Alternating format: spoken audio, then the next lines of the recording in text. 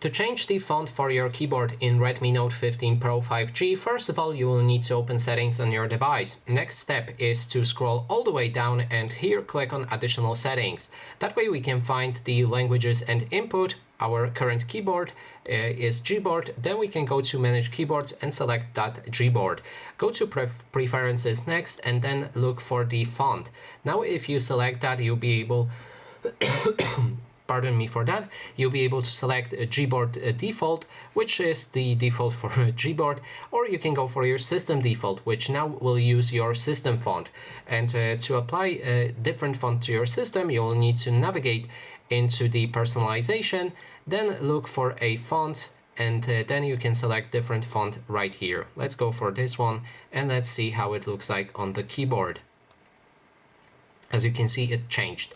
And that is basically everything. Thanks so much for watching, and if you like this video, please consider subscribing.